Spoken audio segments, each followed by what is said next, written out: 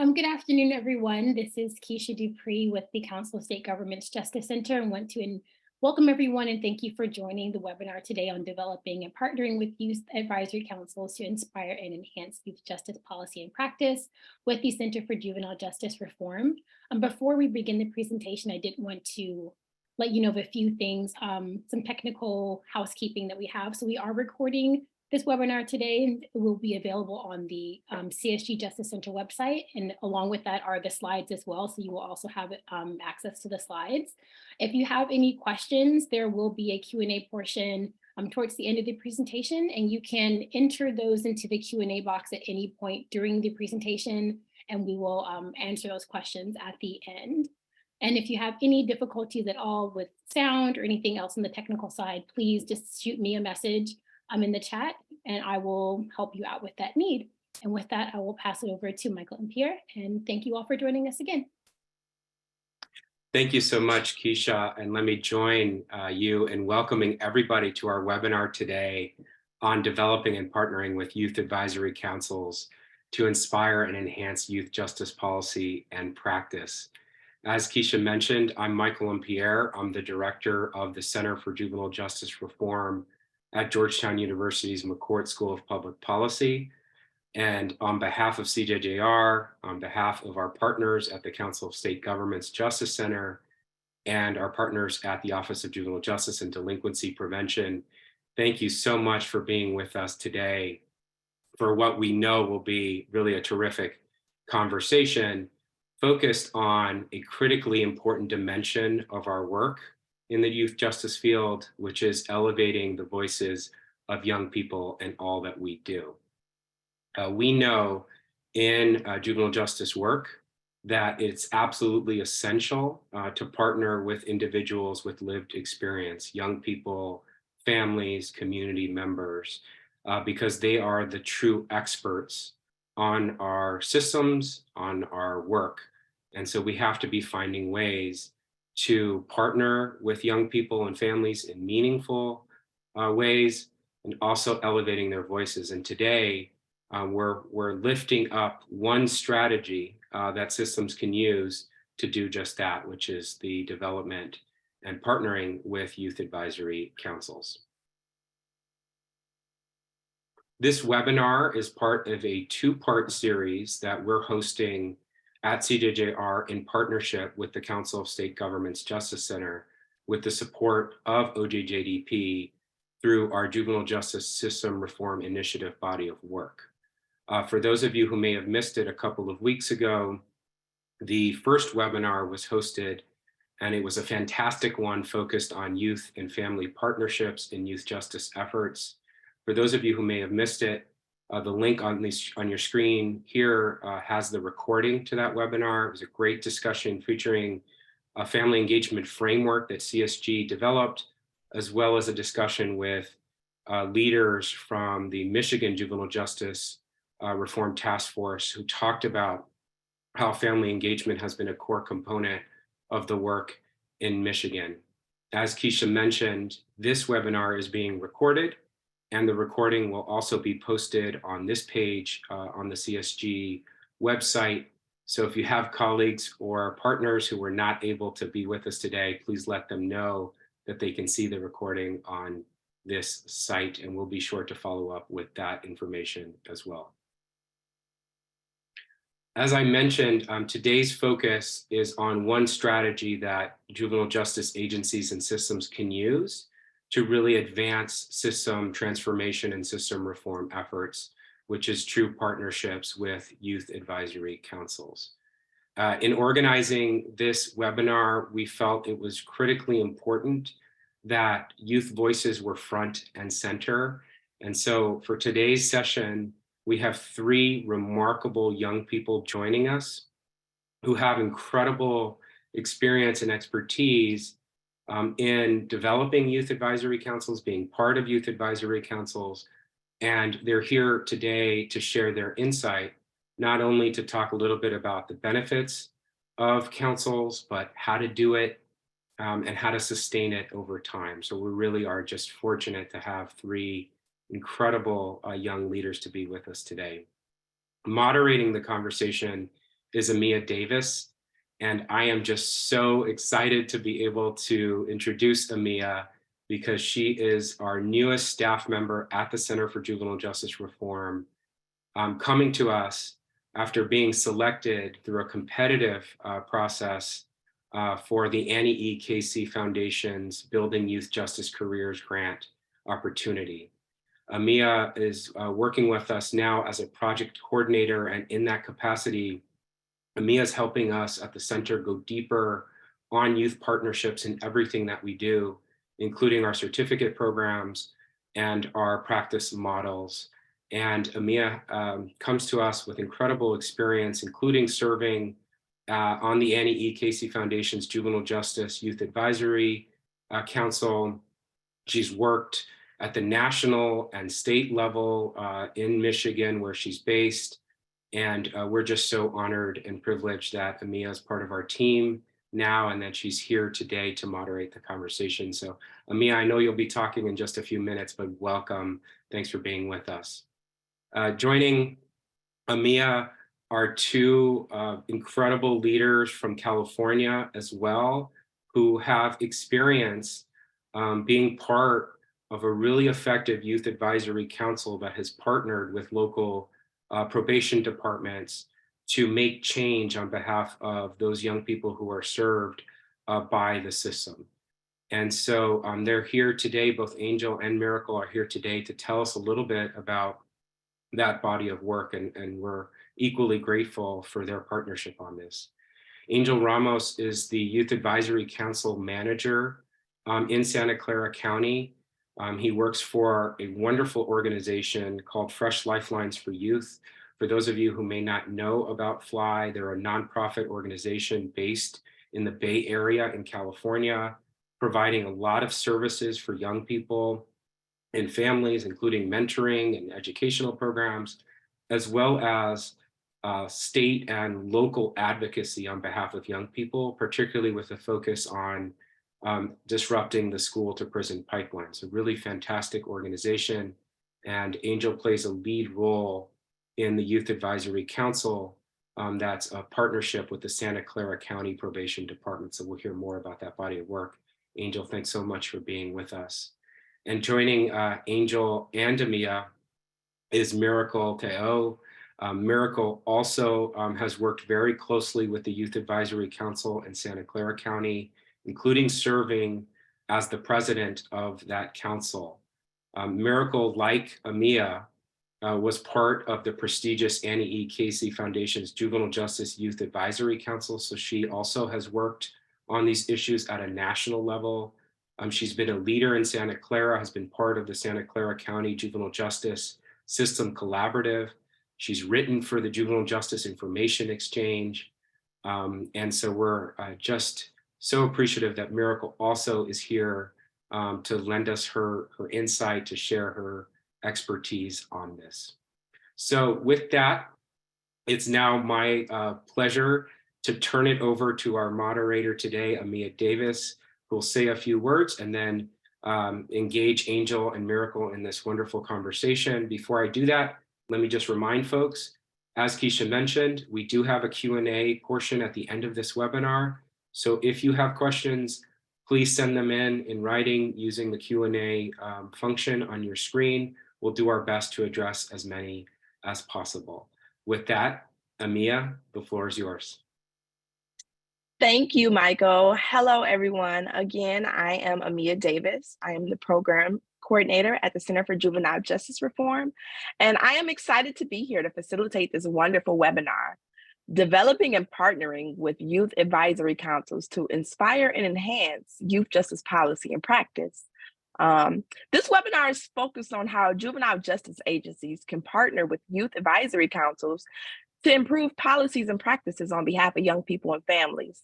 And of course, you know, the audience, you beautiful people, can get insight into the benefits of youth councils and how agencies might go about creating and how to structure youth councils so that they're meaningful for young people who participate. And those who have impact on the juvenile justice system. So I'm grateful for everyone that is here, and I'm really hoping that you can take some wonderful information from this session. We believe in any youth justice work, it is critical to incorporate, highlight, and elevate youth voices. Hence having some beautiful young people here. So to honor that, one of my favorite sayings is nothing about us without us. We are so fortunate to have young professionals from Fly to give us their insight. So once they have a chance to do that, we will ask them a series of questions, and then we'll honor an opportunity for Q&A. So without further ado, I would be so proud and happy to pass it over to Angel. Thank you, Mia. So to begin, the Youth Advisory Council is a group of formerly system-involved youth who have come together to bring about positive system change. The way that the Youth Advisory Council is established is in partnership with juvenile probation here in Santa Clara County with Fresh Lifelines for Youth to kind of give the space to the young folk to advocate for policy change and to implement different practices that impact the youth who are new to probation. The initial start of the Youth Advisory Council first began with some focus groups. They wanted to gauge what young people wanted to advocate for and what are the experiences that they've had when they navigated through probation. Having been a part of those initial focus groups, I was able to help develop the Youth Advisory Council in that aspect. And then later on, it was established in 2017. And it was implemented to get the input of young folk who have navigated through the system to implement policies and practices that now affect the young folk who are new to the system. And some of the things that the Youth Advisory Council has begun to do is kind of establish,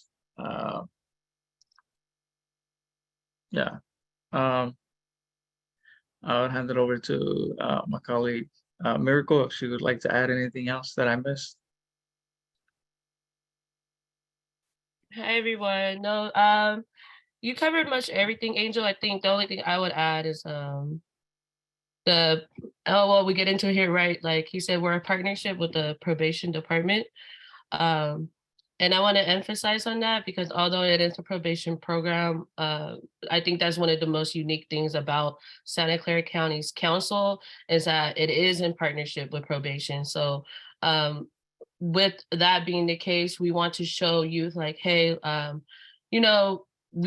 probation is actually for you and they're not against you. So really helping youth to understand, to show them a different light aside from the negative perspective that a lot of youth may have on probation department. So when they see that we're working side by side with probation officers, they get a different experience, especially being that they're youth who are no longer in the system and have completed their probation.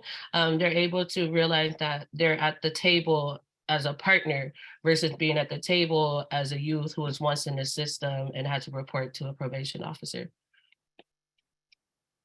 It also reestablishes that connection with the young person to their community, being able to advocate in the community spaces that are held for them. So going into the Youth Advisory Council background, we have the youth voice, which is the goal of the Youth Advisory Council is to elevate the voice of youth, equipping young people to lead the way in creating more effective, humane, local juvenile justice systems that is implemented through the experiences that the young folk have had, having come from all the different dispositional options, which range from being on formal probation or informal probation, all the way down to DJJ, which is being tried as an adult, or DJJ, which is like for more intensive care for like the young folk who commit serious offenses, but also young folk who have been tried as an adult, and try to implement new practices so that doesn't occur and that we can help them as like I previously said, re-engage with their community. The Fresh Lifelines for Youth, Youth Advisory Council, as I stated, was established in 2017. And so, yeah. I'll hand it over to my colleague, Miracle, talk about the mission and vision. So as you can read here, our mission and vision statement, this was created all by the council members. Well, really the founding members. Before the council was launched, which Angel and I are founding members as well of the council, we were able to partake in coming up with this mission and vision statement. And we really wanted to center it around youth voice, right? About, as you see, creating a space that honors the diversity lived experiences of young people, elevating youth voices, and using the lived experiences to positively change young people directly. We wanted to make sure that it was very clear of what the council stands for, and as well as the vision of where we see the young people's voices going in Santa Clara County. Like, there's one thing we always like to emphasize is that you can, it's not enough to just hear a young person. We need to do more and actually put into action of what the young people are telling you. So really actively listening to the young people in your community of their needs, of their feedback, whatever it is, even just them expressing themselves. We really believe that in centering youth voice is basically the center of what all of us do within the juvenile justice system, right? We wouldn't have a part to play if the youth weren't involved to begin with. And me personally, I believe youth are the people we're there to serve them.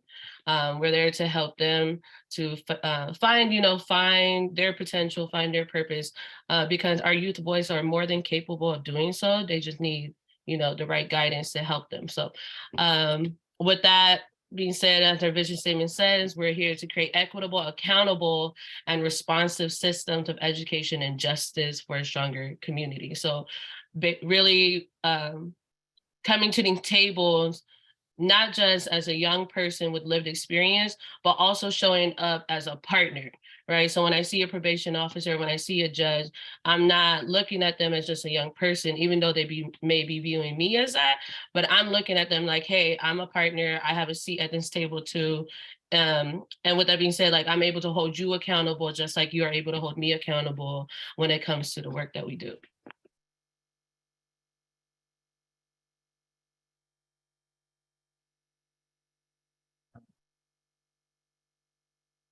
And then with the core values, and these are the things that stood out to all of us when we were coming up with this as well. And really, these are the things that we really wanted to emphasize in that moment amongst the other founding members, is that the things that we're asking from system partners, we also had to model ourselves.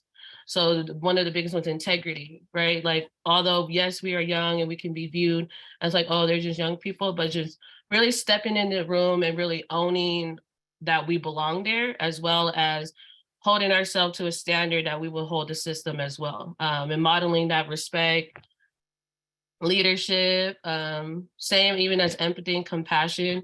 A lot of times we know this work can get better for words. It can become a lot. It can get hectic, especially when we're working with different system partners. But just really honing in on our why, our purpose of why we're here, why we're working together, and paying attention to the end goal of the vision, as is mentioned there.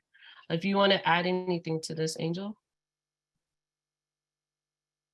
Yeah, just the core values, as you mentioned, are established by the young folk who are on the Youth Advisory Council, and they hold not only themselves accountable to upholding these core values, but also the community members that they interact with. So,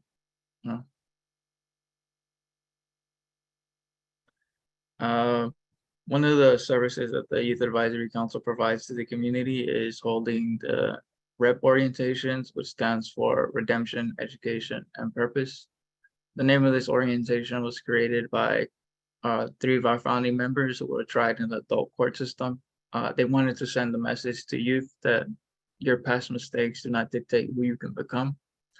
And through the establishment of this orientation, we have been able to create this video, which includes not only the experiences of the young folk who are a part of the Youth Advisory Council, but also includes the experiences of the 3 founding members who were tried in the adult court system, as well as having also one of the council members' parents speak on their experiences as a young person navigates through probation, as well how it impacts not only the young person, but also the parent that goes through it.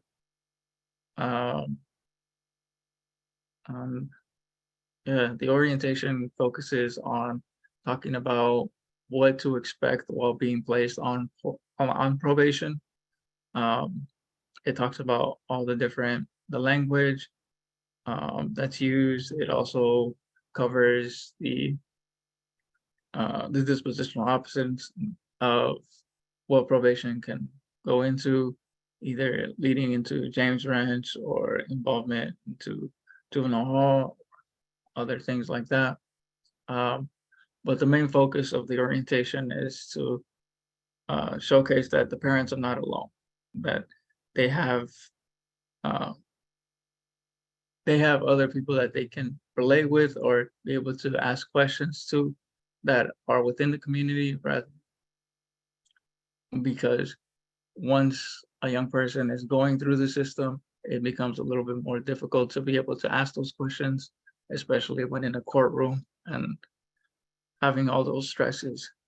This kind of allows that return into a community space where they can ask those questions and feel a little bit more comfortable around people who are going through the same experiences. So, yeah.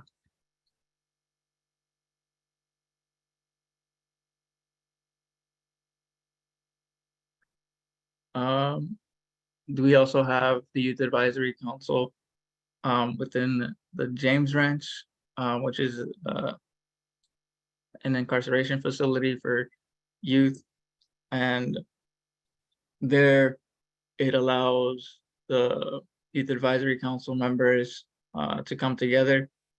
And the members usually come from different pods that are within the James Ranch. So the idea is to bring together a representative from each of the different pods of each of the different age groups to come together and kind of advocate for change within James Ranch. And it brings them together to build the same values, the core values that we previously mentioned, and to hold them accountable of like being able to create this safe space and have mutual respect for one another. And the thing is, this brings youth from all throughout Santa Clara County. And it allows them to advocate for change.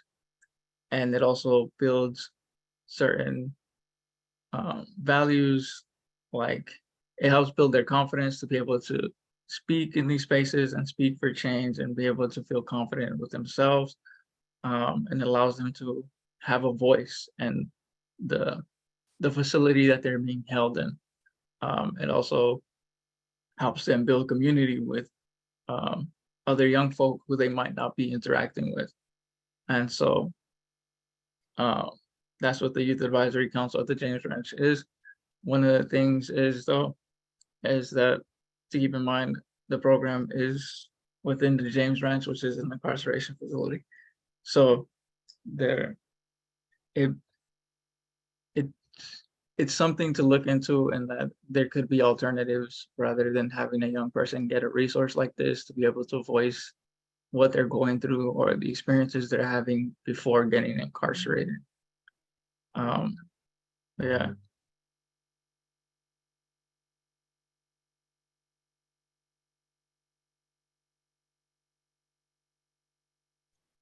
Perfect. Thank you so much, Angel and Miracle. So we're going to move to the next portion of this webinar.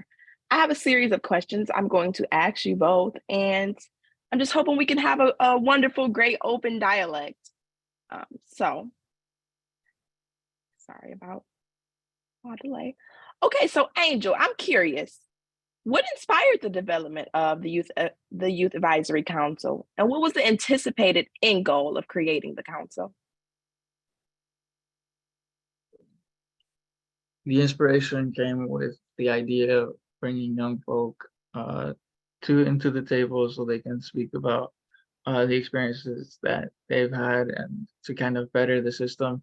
Because one of the things um, that is that one of the things that I've always experienced is like having family members be in and out of the prison system and nothing really changing and always having the same ideas around what um what that part of like the system is, and what now that the with something like the Youth Advisory Council, Miracle spoke about it earlier, it kind of allows for this connection with someone that you might not be interacting with, like a probation officer or something like that, after exiting the juvenile justice system and being able to be exposed to different opportunities within that. And so it allows for community to be built when proper like integration or rehabilitation that a young person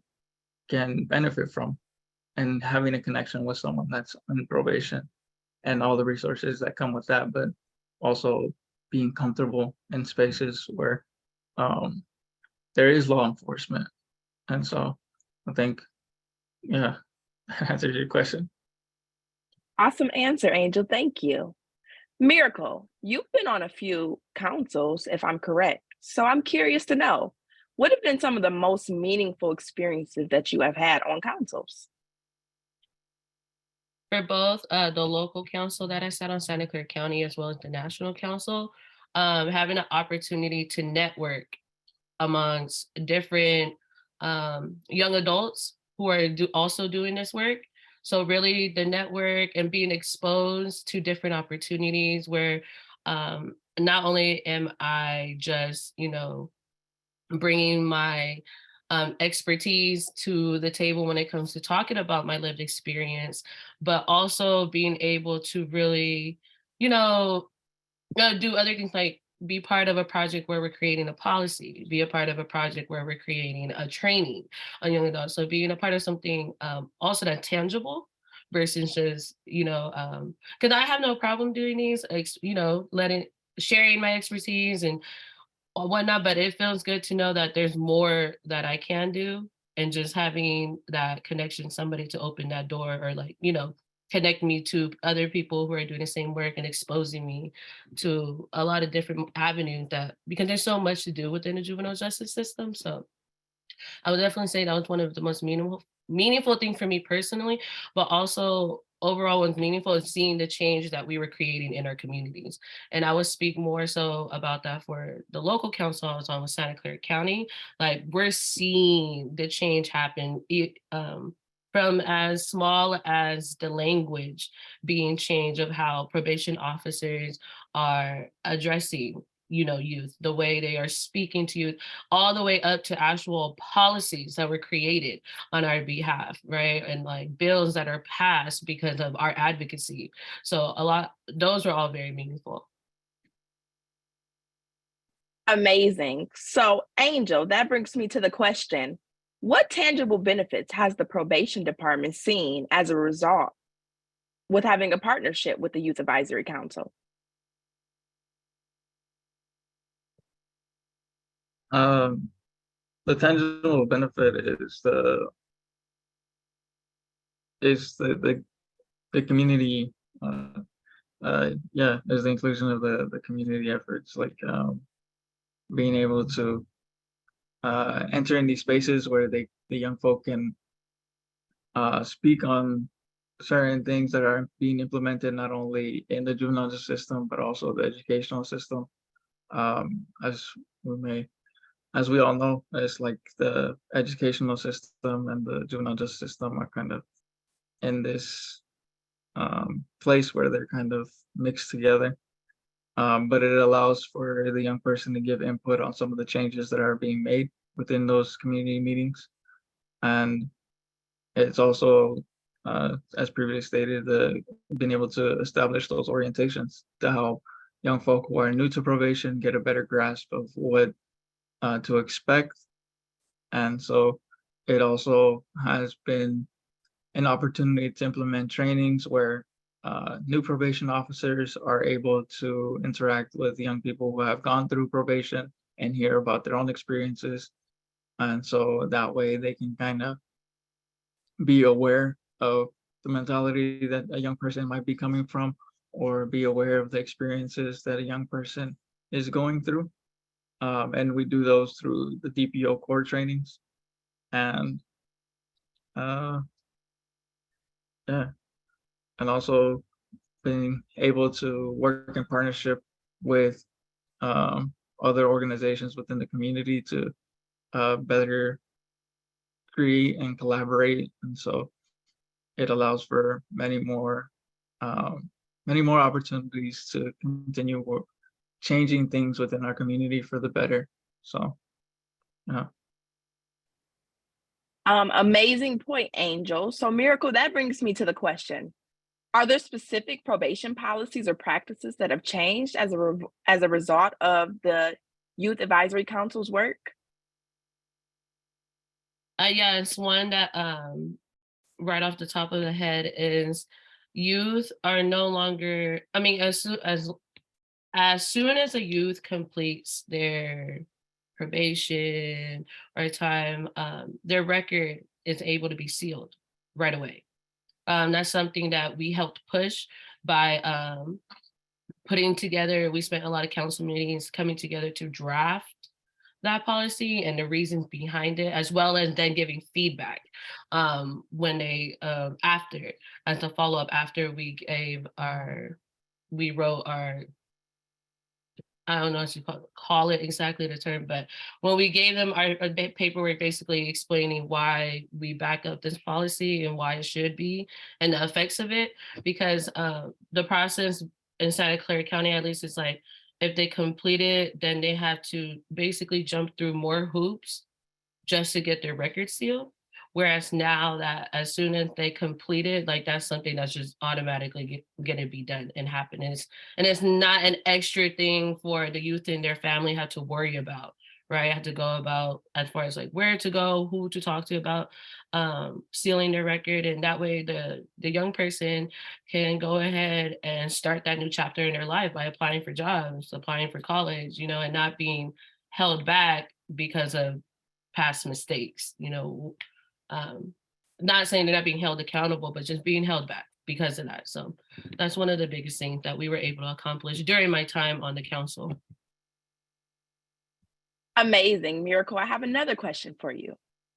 If I was a part of the Youth Advisory Council here at FLY, what are some of the meaningful leadership opportunities on the council that I would experience?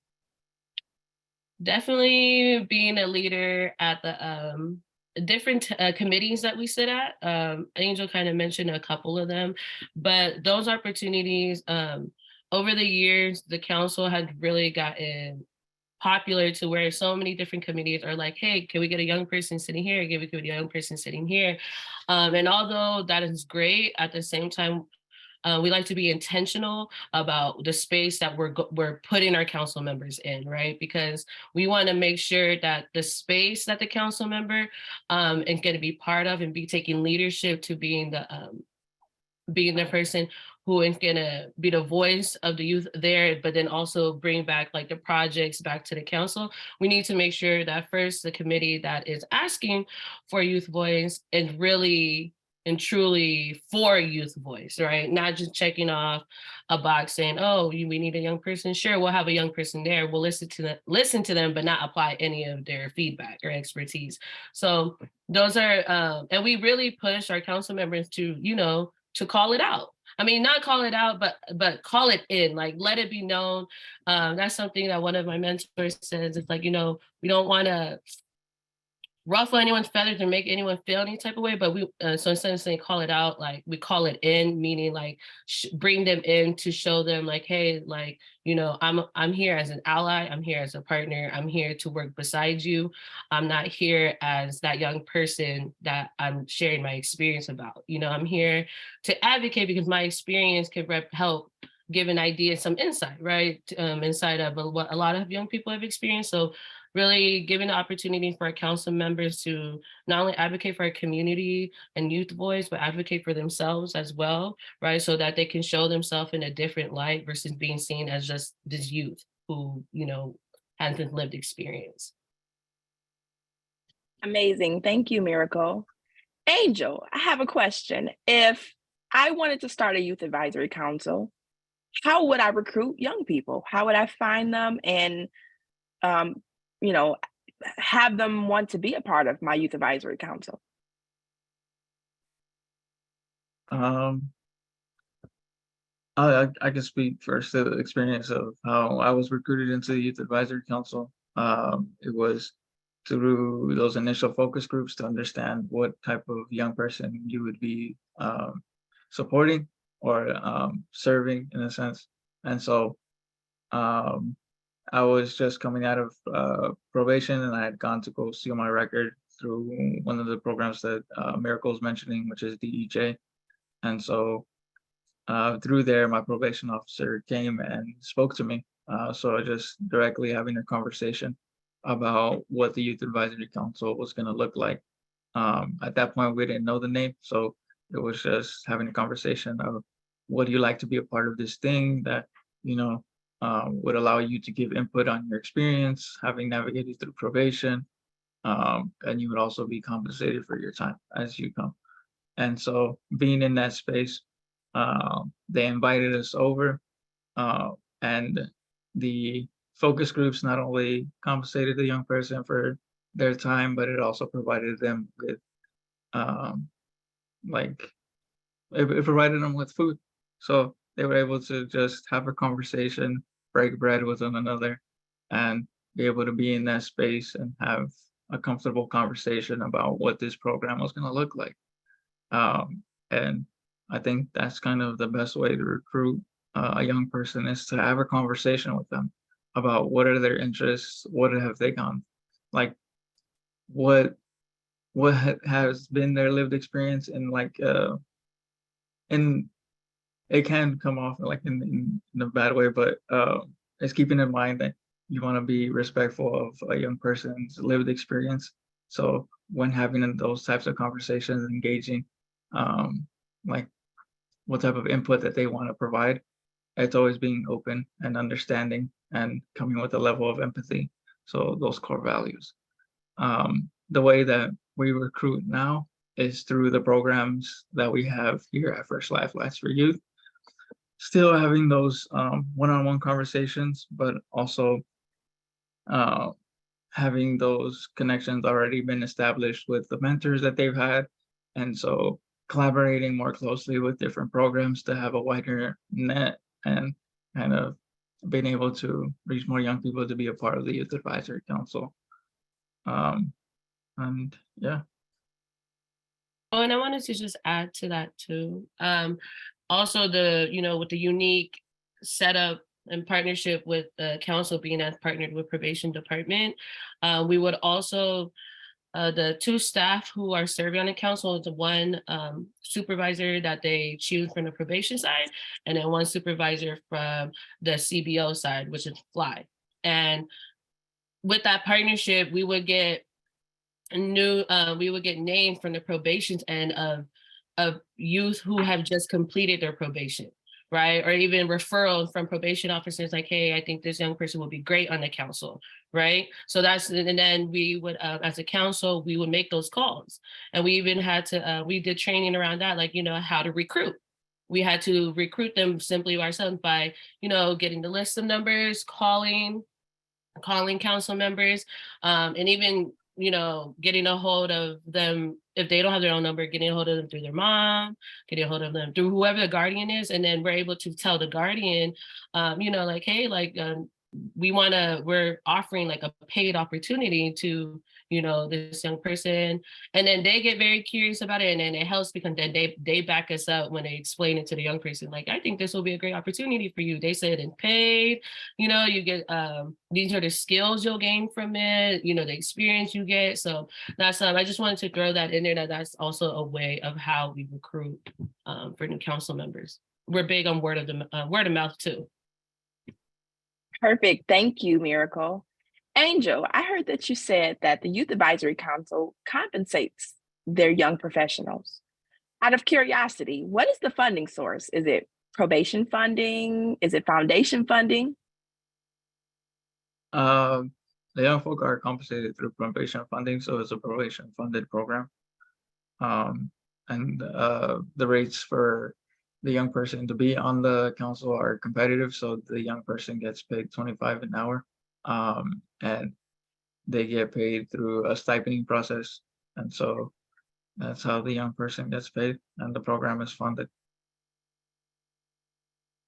Great.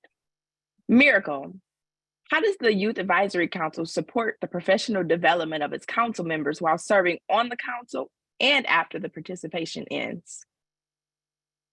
While on the council, each depending on how many are on the council, they'll divide half of the council to one supervisor and the other half to the other supervisor as their professional development coach. So we're constantly, there's an expectation that you would have to meet with your professional development coach at least twice a month. And that, that's up to the coach and the council member, what works for them. And then from there on, every council member had different goals, different strengths, so from there, the coach would basically create, like a plan, create a plan with council member of, hearing out what their goals are. And then the coach, will share like, well, these are the strengths that I recognize from you, because a lot of times, sometimes we don't know our strengths until somebody points it out. And then also with the coaching, one-on-one coaching is happening. And simultaneously, there's opportunities as a whole where the council is able to, like, for example, the orientation, present the orientation. The coach would give, certain council members that they know that their goals are, whether their goal is, let's say, to learn how to get comfortable with public speaking. Right. So then that coach will recognize that's their goal and like, hey, this is the opportunity where you could do that, the orientation, by simply giving them a part in the presentation to present, and then so forth like that. So when on the council, we have that, and it's pretty intense, and it helps because the more that you meet, the more that you do in your on the council, that's added to your stipend, so your stipend can really vary all based on the work that you want to do. So because like Angel said, we believe in compensating our young folks. The times that we're in, their time is, we want to know their time's valuable. So aside from on the council, while off of the council, because of that rapport that has been established with the supervisors, you would, if you age out, once you age out, you will be considered like an ambassador, and an alumni for a program, and you'll still be able to be welcomed in the space. You just won't be on the council, like your term is up. Basically, you won't no longer be like a council member, but you're still open to setting up any one-on-ones with the supervisors, but this time more as like their mentor. They're more like a mentor towards the council members, and it really is all on the council member once they exit, because there's no expectation of them anymore of them showing up to the council. They're no longer getting paid. But because of the established rapport that was built on the council, most council members willingly just want to come back, or are willingly still wanting to help out with the work, in any way they can with the council. Wow, that's amazing that the Youth Advisory Council honors the professional development both during and after for young people. Just as young, involved professionals, we all know how important that is. So my next and final question will be for the both of you. I'm interested to know, What advice would you give to other juvenile justice agency staff who are interested in developing a youth advisory council in their own jurisdiction? I could go first. My advice really is it's not a one size shoe fits all. So figure out what's going to work best for you in your county, right? A lot of times I've noticed in my work of sharing my experience with Santa Clara County Council with other counties, they'll want to mimic exactly what we got going on, right? But things are different in every county. So it's really making it your own, figuring out what that looks like for your county, like who exactly can you partner with, what that looks like. Sometimes it may work, maybe can pitch you to probation as a department, that can be a partner, or, or maybe you just want to, as a CBO, just want to be the one to figure out how you could create a council. Whatever that looks like, just make sure that you're paying attention to the needs of your county and your young folks in your county. And then the second advice is make sure that everything that then council is centered around youth voice, which means exactly if you're looking into starting one up, you need to hear from the young people in your community. There's no way that you're going to have a solid foundation of a youth advisory council if they weren't included from the very beginning. And it just really diminishes the whole point of including youth voice at the table, right? So really centering around youth voice at every step. So that even means now that you have the thought of creating it, okay, like for example, what Angel shared, how Santa Clara County do it, hold some focus groups, with different youth, different age groups of youth people that and different programs, or whatever that looks like. But just remember to include youth each step of the way. Thank you for that, Miracle. Angel? Yeah. Miracle covered like the really good advice. As for myself, the advice that I would give to the individuals that would participate in establishing a youth advisory council, or whatever the young person decides to call the organization that you want to have them gather together for. It's always being open-minded to the ideas that they have, and always providing those professional trainings in a fun and exciting and new ways that includes the young person's perspective, and that includes the young person's input on how to develop those. Always being open to collaboration with people that you may not normally collaborate with, and finding ideas on how to best support one another. And then kind of one of my final advices is to be prepared to invest a lot of time into what you want to develop with the young people that you work with, because they are young people, and it's gonna go through the years, and they're gonna get older, and you gotta decide, you gotta invest that time to be able to be there, not only for them in the capacity of implementing change, but also implementing change in all aspects of that collaboration, implementing change in yourself and the young person and people around you. So being in that, investing your time, being dedicated to invest your time into developing that change. But yeah. Thank you for that, Angel. And you as well, Miracle. Those were some really great answers to all of those questions, and we really appreciate that. At this point of the conversation, we're going to go ahead and answer some questions from the Q&A. So let's see what we have here. And either one of you are more than welcome to answer, whoever wants to go first. So we have a question here. How many youth are currently participating in the programs that you are offering through FLY?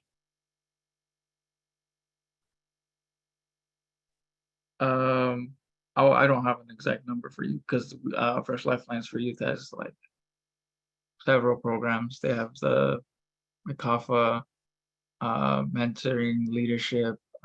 They also have the law program, which they teach in high school and middle school level. But what I can say is that they serve like young people all throughout San Clara County, as well as the other different counties, which is San Mateo County, Alameda County, and I think they recently opened one in Contra Costa County. And so all those different programs serving young people throughout those counties. Um, but to be focused around the program that I manage, the Youth Advisory Council right now has 7 active members, and they participate in like all those community meetings, being able to engage with community leaders to make changes within the community in education and in the judicial system. So, yeah. Awesome. This next question will be a combined question. Are there terms for young people that serve on the Youth Advisory Council, such as serving for a year or two? And is there a minimum age for the Youth Advisory Council for young people to join? So the age range for a young person to join the Youth Advisory Council is between 17 to 25. And the term, in a sense, is for 3 years. So the young person can serve, is to serve for 3 years on the Youth Advisory Council. But it's all up to the young person. They can serve for a year or for 2 years, or even until they age out at the age of 25. So say if they joined when they were 17, if they go and stay on the council till they're 20, it's like we won't kick them out. We keep them on the council and then continue to work in partnership as always. And as Miracle mentioned previously, even if they do age out at that 25, they're always more than welcome to come to the table and break bread and talk about their experiences and collaborate on the different types of work that they're doing in the community as well. So it's really open. Okay, awesome. My next question for you will be, or Miracle, how do you keep the young person engaged on the Youth Council?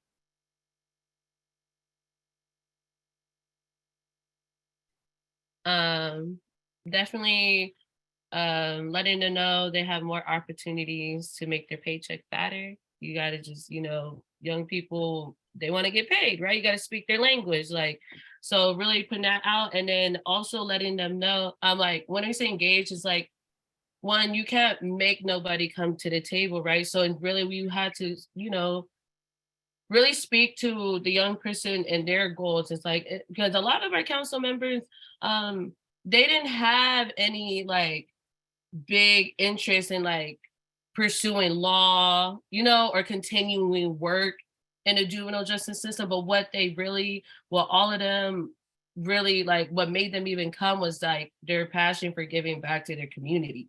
Right. So constantly, like when we focus on like every individual council member, their why as to why they're there, and then looking at the collective council as a whole, as their why together, and really focusing on that, and really also, not forgetting about the council member that, yeah, we created in council to help our community and be the voice for youth, but also making sure that we're feeding and nourishing our council members as well, so that when they leave the council, for whatever reason it is, because personal things do happen in our lives. We'd had some council members that just had to stop coming because they had other responsibilities. But we want to make sure that when they leave, they're leaving with more skills, they're leaving knowing, like, just, with more confidence, and knowing that when they step into spaces, that they step in there with their head held high, and that they know that they belong there, right? And then also just letting them know that when they do,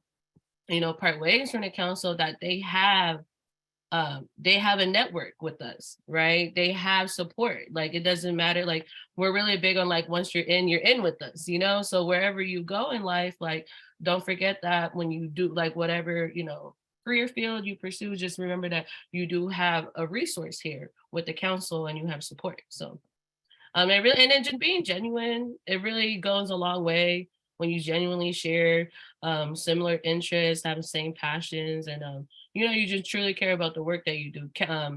for the most part, young people, they can smell when it's real, they can smell when it's fake, you know? So it's just really about the intentions and making sure that it's genuine.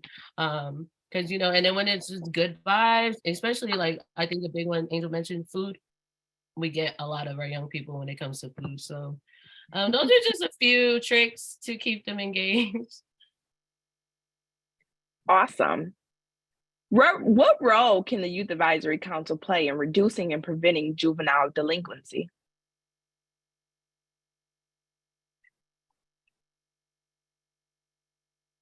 Um, the role that they can play is